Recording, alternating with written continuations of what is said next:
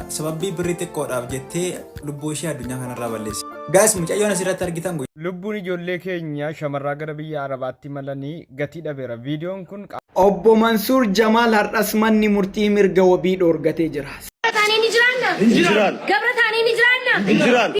Rabbi gooftaa kooti maaluma si godhee dara kana nafattanta koyate.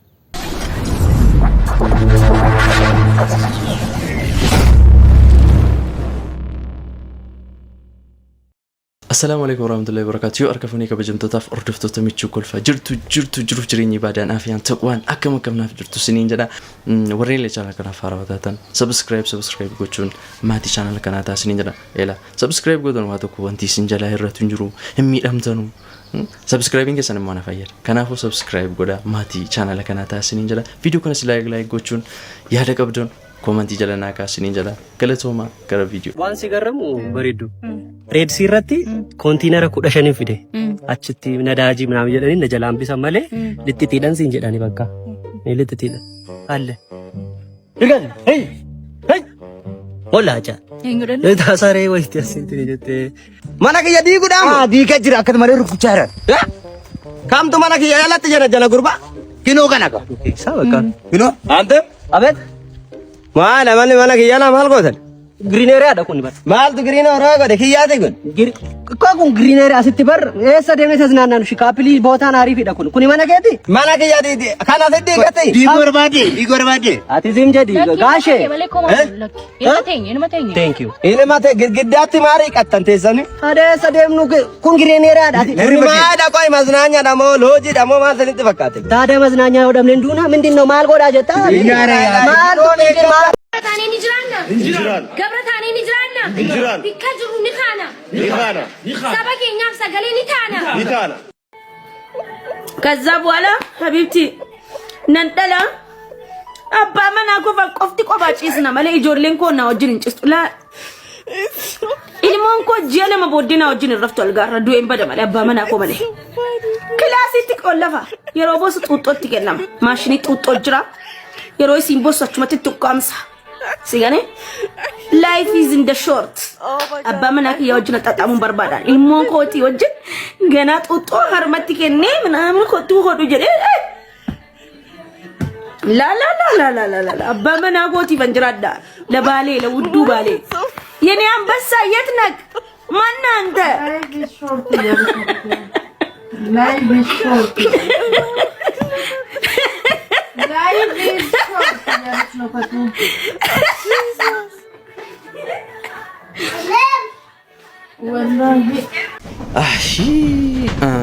sababbii birrii xiqqoodhaaf jettee lubbuu ishee addunyaa kanarraa balleessi.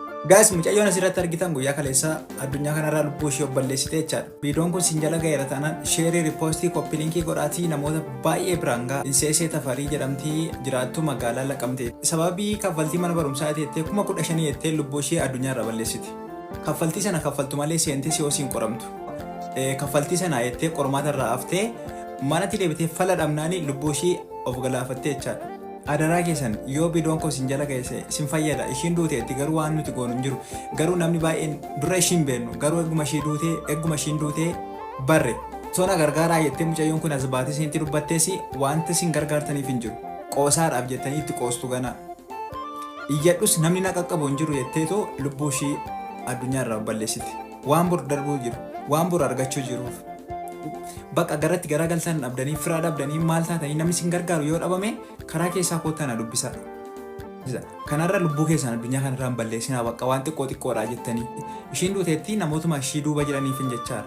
Ishiif jennata ennaa maatii ishii firoota ishii hiriyoota ishii hundumaaf immoo jajjabina jennaa wanti nuti goonu jiru baay'ee nama. lubbuun ijoollee keenya shamarraa gara biyya Arabaatti malanii gatii dhabeera. Viidiyoon kun qaamota mootummaa fi imbaasii waan ilaallatuuf ijoollee keenya sagalee ta'uu waan cimeetti fufee sheer koppilink riippoos gochuun amaanaadha siniin. Viidiyoon kun paartii 2dha. Miidhama ijoollee keenya gara biyya Arabaatti imalan keessattuu gara Suudi Arabiyaatti kanneen imalan haalaan miidhamaa jiru, kaan fayyaa dhabamaa jiru, kaan du'aa jiru, akkasumas kaan immoo mindaa hojjetatan dhabaa jiru jechuudha. Kanaaf imbaasiitti gaafa nu dawwalanne bilbilli nurraan ka'u, biirootti gaafa nu dawwalanne biiroon ashamnuun hin jedhu jedhanii komii kaasu. Wannoota na gaddisiisan keessaa biiroon gaafa biyyaa baase akka waan gurgurateeti akka waan daldala garbaatiin gurgurateeti malee akka nama seera qabeessaan gara biyya arabaatti ergee ka biyya arabaa keessa jiru ka biyya keessa jiru wal quba qabanii akka waan gurguratanitti akka waan arabatti gurguratanitti of ilaalu. Kana jechuun gaafa jirri rakkanne jedhaniitti bilbilatan irraan kaasanu taa'ii dalagi du'i jedhuun jechuudha biiroon keessattuu jechuudha. Gurguratanii kaa'anii akka nama birrii ofii irreeggatanii biraa galaniiti jechuudha. Kunis mootummaan ilaaluu qabaa jechuudha. Akkasumas imbaasiitti yeroo dawwalanne argachuu hin dandeenyu jedhan anuma kana kan madaamiin achi buutee fayyaa balleessite namoota hedduu natti bilbilanii sagalee nuu ta'e jedhu. Garuu seeraan tarii sagalee ta'uudhaan na dararuu danda'a waan jedhuuf callisaa jechuudha. Imbaasiin Suudi Arabiyaa keessa jiru koominiitiin qirincaafiin isaa bakkoota garaagaraa keessa koominiitiin jiru jechuudha. Ijoolleen yeroo seesii irratti bilbilatte pilees ijoollee keenya kanaaf birmadhaa uummata bakka buutan kanaaf bilbila irraa kaasaa rakkoo isin himatte rakkoo kana adeemsa seeraatiin saffisaan qaqqabuuf yaalaa ijoolleen dhumaa jirti kaan fayyaa dhabaarti kun miila lama dhabdee jirti jechuudha. Akkasumas kan fayyaan achi buutee madaamiin balleessitetu jira kan waggaa tokko dabaltee hojjechiiftee birrii dhoowwatte maallaqa dhoowwattetu jira jechuudha. Haala rakkisaa hamaa keessa jiru imbaasiin bilbila nurraan kaasuu jedhu yoo nurraa kaasanis furmaata nuun kaanu jedhanii komatu jechuudha komii isaaniiti. Biiroon immoo inuma nu gurgurateeyyuu taa'ii du'i nuun jedha biiroon inni biyya keessaa Finfinnee gara biiroo Suudi Arabiyaatti ergu kunis akka waan nu gurgurateeti taa'ii du'i waan nuun jedhu kaasu jechuudha. Anatti namoonni hedduun fayyaa badanii jiru. Utuu qaamni na gaafatu qaamni mootummaa na gaafatu jiraate nama dabarsee kennu hedduun qaba nama badee dhabame madaamiin balleessitee jirtu jechuudha. Innaa imbaasii illee waan kana irratti akka xiyyeeffannoo godhu qaamni mootummaa illee eega seeraan biyyaa ba'aa jiraatanii seera kana guutee akka takattalu yoo kana ta'uu baate immoo akka gara Suudi Arabiyaatti imala kana cufu kabajaan gaafannaa jechuun barbaada jechuudha. Yoo seeraan takattaluun hin danda'amu yeroo jala dawwalatan qaqqabuun hin danda'amu lubbuu jaraa maraannaarraa du'arraa akkasumas fayyaa dhabiinsaan baraarru ta'e osoo karichi cufame gaariidhaan jedha qaamni dhimmi ilaallatu akka waan kanaaf furmaata qabu kabajaan gaafanna imbaasii koominiitii qirincaa fi bakkoota garaagaraa jirti. Obbo Mansuur Jamaal har'as manni murtii mirga wabii dhoorgatee jira. Sababni obbo Mansuur Jamaal mirga wabii isa dhoorgachiise maali? Torbaan darbu akkuma yaadatame beellama darbe irratti namoota inni waliin hidhame aartistootaa fi akkasuma namoota dhuunfaa namoota 6 manni murtii wabii qarshii 500 fi 400 eegeefii ture. Guyyaa san mirgi wabii Mansuur Jamaal mormii kaasee ture.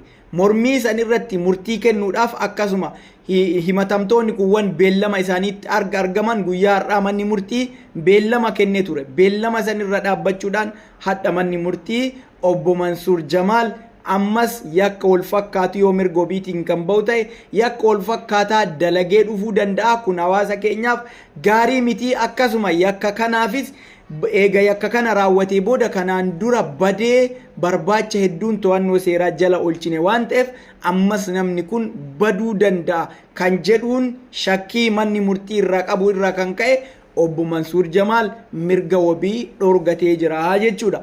Akkuma hedduun keessa yaadattan obbo Mansuur Jamaal yeroo tokko biyyaa bahee gara biyya Afrikaa takka deemee ture.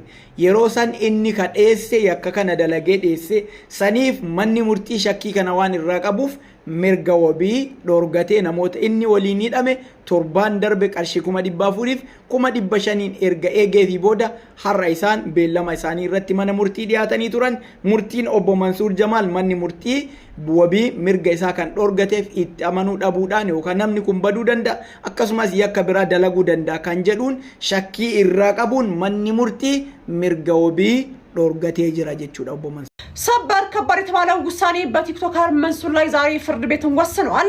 ዛሬ እንደወጣ መረጃ ከሆነ ማለት ነው በፌደራል ከፍተኛ ፍርድ ቤት ልደታ ምድብ ሁለተኛ የልዩ ልዩ ወንጀል ችሎት በእነ አርቲስት ሰራዊት ፍቅሬ የክስ መዝገብ ተካተው ክስ በቀረበባቸው ቲክቶከሮችና እንዲሁም ደግሞ አርቲስቶች ጉዳይ ላይ ዛሬ ረፋድ ላይ በዋለው ችሎት ማለት ነው የቲክቶከር መንሱር ጀማል የዋስትና ጥያቄ ውድቅ ማድረጉን ገልጿል። ታዲያ ዘሀበሻ እንደገለጸው ከሆነ በዛሬው የችሎት ውሎ በዚህ የክስ መዝገብ የተካተቱት ሌሎች 6 ተከሳሾች ቀደም ሲል ማለት ነው ፍርድ ቤቱ በፈቀደላቸው የ400 ሺና እንዲሁም ደግሞ የ500 ሺህ ብር ዋስትና መሰረትን ከውጭ ሆነው የቀረቡ ሲሆን ማለት ነው ቲክቶከር መንሱር ጀማል ግን በማረሚያ ቤት ሆኖ ፍርድ ቤት ቀርቧል። ታዲያ ፍርድ ቤቱም ቀደም ባለው ቀጠሮ የሌሎችን ተከሳሾች ዋስትና ሲፈቅድ ማለት ነው በመንሱር ጀማል የዋስትና መብት ላይ ግን ክርክር ሰምቶ ውሳኔ ለመስጠት ለዛሬ ግንቦት 10 ቀን 2000 ተለዋጭ ቀጠሮ ወጥቶ የነበረ መሆኑ እንግዲህ ከዚህ ቀደም ተገልጾም ነበር። ታዲያ በዋስትና ክርክሩ ላይም አቃቤ ሕግም ጥብቅ መቃወሚያ ያቀረበ ሲሆን ማለት ነው ተከሳሽ በዋስ ቢወጣ ሲወጣም ተመሳሳይ ወንጀል ሊፈጽም ይችላል። እንዲሁም ደግሞ ቀደም ሲል በቁጥጥር ስር ሲውልም በመሻሽ ከፍተኛ ፍለጋ የተደረገበት በመሆኑ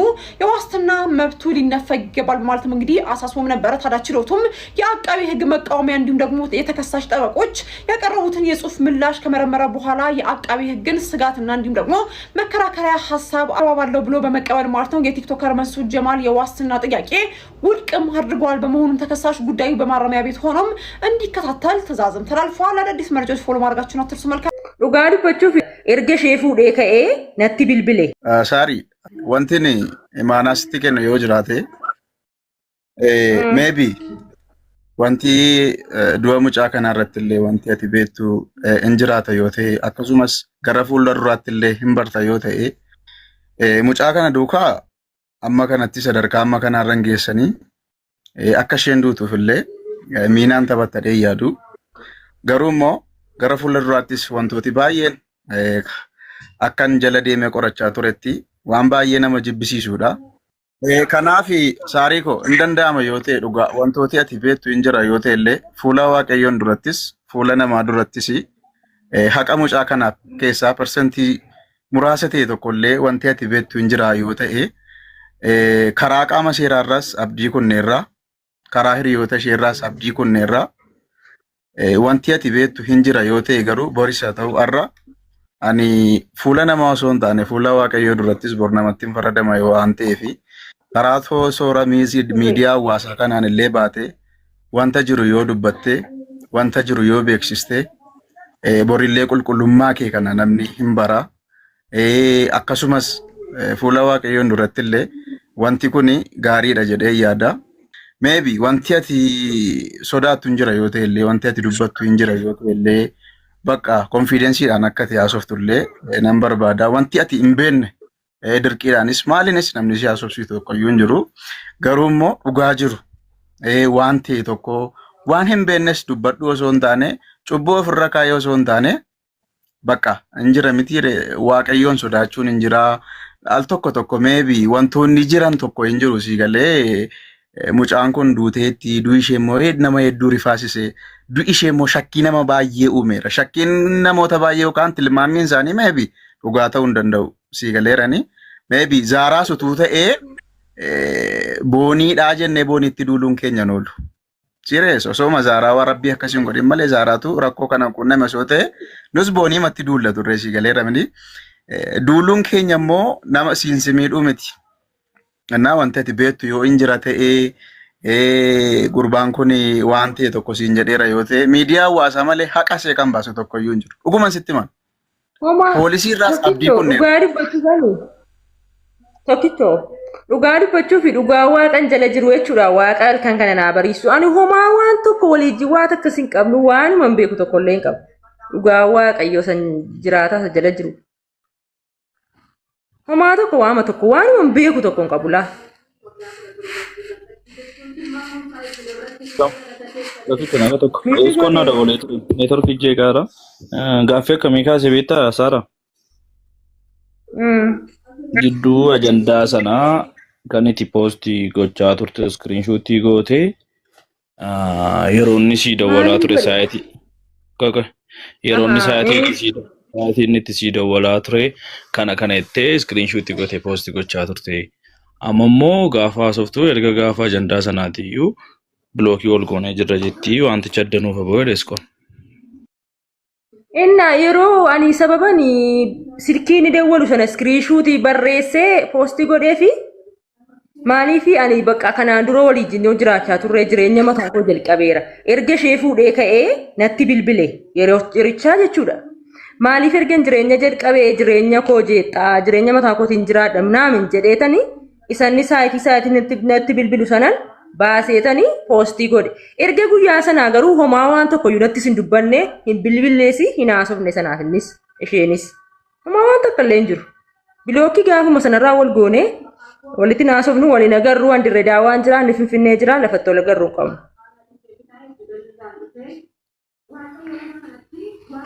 Booni.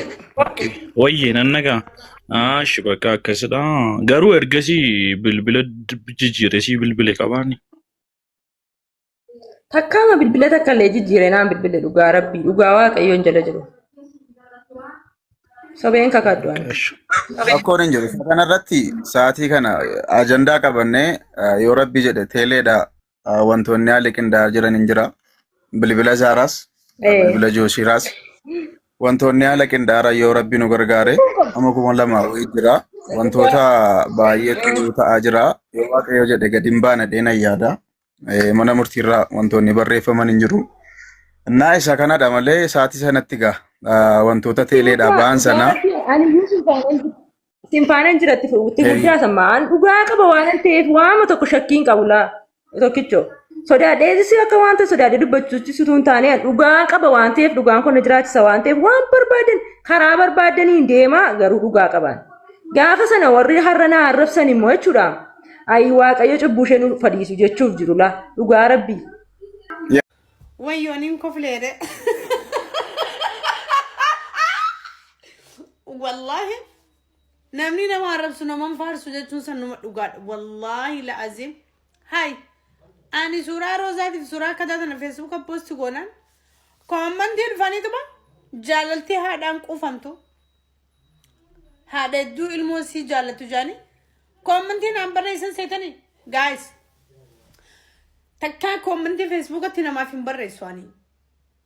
Tiktookitti illee barreessee namaan deebisu. Haadhaa miti. Haadha mana isaati jennaan. Wayne.